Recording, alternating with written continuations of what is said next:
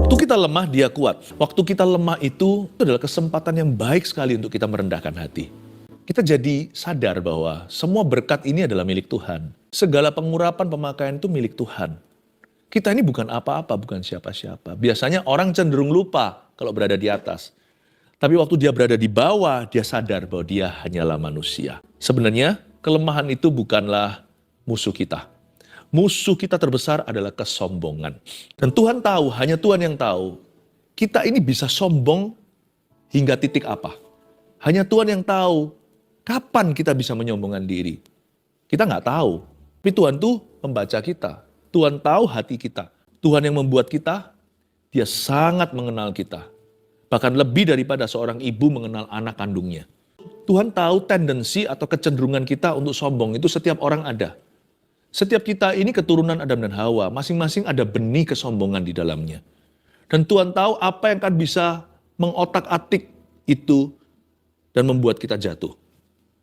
Karena itu, kalau kita diizinkan mengalami kelemahan, nggak apa-apa. Asal kita tidak lari dari hadirat Tuhan, kalau itu diizinkan, Tuhan pasti punya maksud yang mulia. Saya nggak ajari kita untuk cari masalah.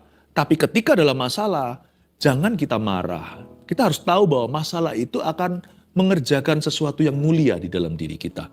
Hanya Tuhan loh yang tahu. Kalau orang di sekeliling kita hanya tahu kita sombong ketika kita mulai menyombongkan diri. Mereka mulai kerasa. Makanya kalau diizinkan kita dalam masalah, itu seperti detoks ilahi. Kadang-kadang Tuhan izinkan duri dalam daging, datang dulu dalam kehidupan, supaya jangan sampai kita menyombongkan diri dan jatuh. Ini hikmat Allah yang tidak terselami. Mana ngerti, siapa tahu, ternyata yang aku alami ini yang ku keluhkan setiap hari, kok begini sih keluh kesah melulu, ternyata ini bagus untuk aku. Tuhan izinkan di kilometer sekarang ini, kita mengalami sesuatu yang dianggap sebagai kelemahan dan persoalan. Ternyata, nanti suatu hari kalau kita di sorga, kalau di rewind, diputar ulang ke belakang, kita baru memahami, oh gitu, ini loh jalur hidupmu tuh bisa salah nantinya. Maka ku izinkan demikian. Titik ini kamu digocoh oleh sesuatu. Supaya kamu bergantung kepadaku. Because God is all love. Tuhan itu kasih. Dia gak mau berpisah sama kita. Tirai itu kan dirobek dari atas ke bawah. Berarti Allah dan manusia menjadi satu dalam Kristus.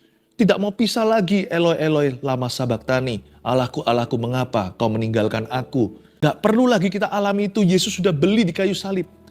Kita tidak akan lagi terpisahkan. Apa yang bisa memisahkan kita dari kasih Allah? Tapi hati-hati dengan kesombongan. Karena orang yang sombong akan berpisah dari Tuhan.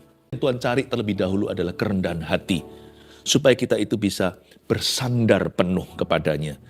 Petrus berkata begini, rendahkan dirimu di bawah tangan Tuhan yang kuat supaya, tujuan rendah hati bukan supaya kita rendah diri. Tujuan rendah hati adalah supaya kita diangkatnya. Supaya kamu ditinggikannya. Tuhan izinkan kita digocok setan bukan supaya setan menang. Supaya kita ambil teritorinya dalam hidup kita. Dia nggak berhak berbicara lagi di area-area itu. Supaya kuasaku jadi sempurna. Kalau kita dalam titik lemah lagi dan lagi dalam hidup ini, lain kali diangkat. Jangan pernah berkata kita ini berputar-putar di padang gurun. Tuhan kok on and off sama saya. Nanti waktu saya lemah diangkat lagi kuat, lemah kuat. Setiap kali kita diangkat dari sebuah kelemahan, kalau Tuhan izinkan, kita tidak diangkat pada kekuatan yang sama. Karena Alkitab berkata, kuasa Kristus turun menaungi aku, kuasanya menjadi sempurna.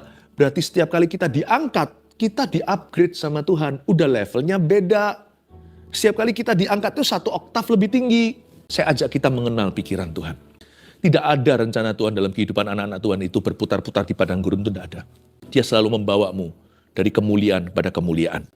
Tuhan ngomong sama Paulus, cukup kok kasih karunia aku, padahal Tuhan itu maha kuasa. Yang Tuhan kuatkan kali ini, yang Tuhan lakukan kali ini bukanlah mengambil bebannya Paulus. Tuhan kali ini menguatkan pundaknya untuk memikul beban itu.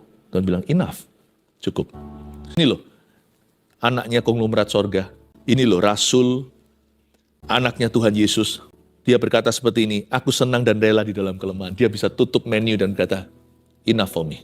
Luar biasa, dia akhirnya belajar. Kita juga harus belajar dari Rasul Paulus. Aku senang dan rela di dalam kelemahan. Kenapa dia berkata, aku senang dan rela di dalam kelemahan?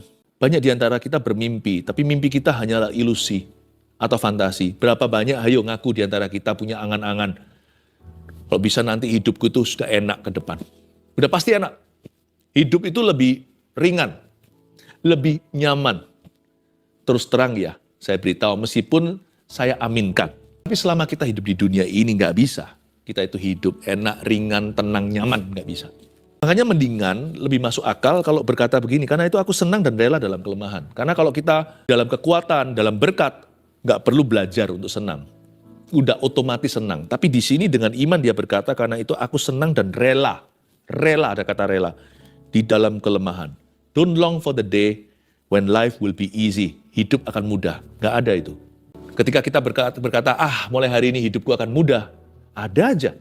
Mungkin nggak susah lagi di area tertentu. Muncul hal-hal baru. Namanya hidup di dunia ini kita akan selalu digesek dan digesek terus. Sampai kapanpun kita akan selalu dibentuk. Perangan rohani juga ada. Dan di dalam hidup ini belum selesai misi kita. Boleh pensiun kalau itu hanyalah bicara soal pekerjaan teknisnya. Hati tidak boleh pensiun dini. Hati kita tetap harus berjaga dan waspada. Karena itu aku senang dan rela di dalam kelemahan. Gak apa-apa, aku jalan sama Tuhan. Aku tidak imani masalah, tapi aku tidak takut dengan masalah. Asal Yesus beserta, aku senang dan rela di dalam kelemahan. Ini mengajarkan kita, hidup itu selalu antisipasi ke depan, bukan hanya persoalan, terutama hidup itu ekspektasi untuk berjalan dengan Tuhan. Pokoknya aku akan latih hidupku dari sekarang sampai aku mati untuk bergantung kepada Tuhan Yesus dan bergantung penuh. Saya sendiri, hidup saya juga masih ada banyak hal di depan yang saya belum ketahui. Saya belum ngerti nanti kalau usia 70 itu rasanya seperti apa. Beberapa Anda sudah merasakannya. Mungkin kita siap untuk mati. Mati adalah keuntungan. Tapi nggak semua orang siap untuk masa tua. Gimana nanti kalau sudah nggak bisa selancar biasanya ini itu.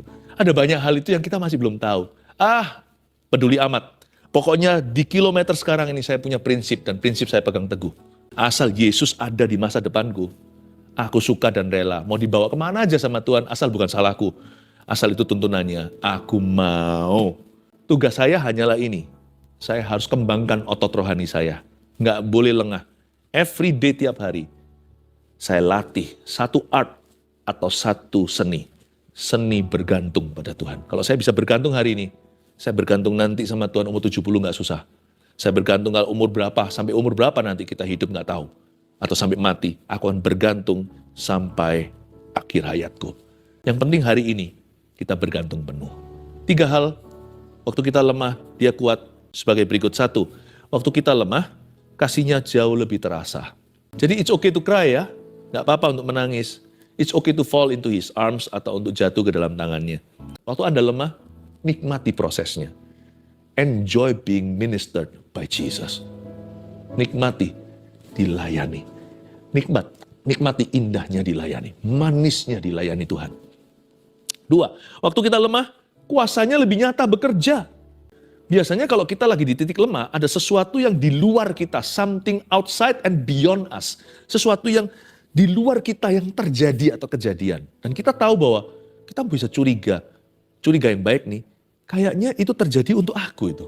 Sesuatu terjadi di luar kita ya, itu bukan karena usaha kita, nggak ada urusannya sama kita.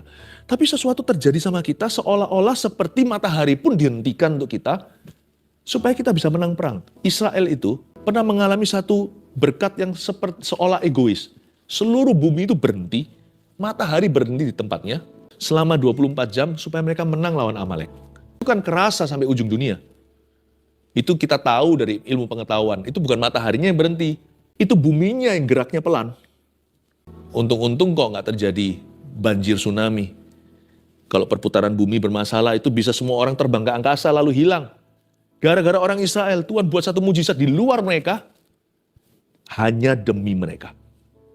Jangan kaget loh, kesaksian hidup seperti itu hanya terjadi di titik lemah. Waktu segala sesuatu diubah-ubah sama Tuhan, diobrak-abrik sama Tuhan demi satu orang.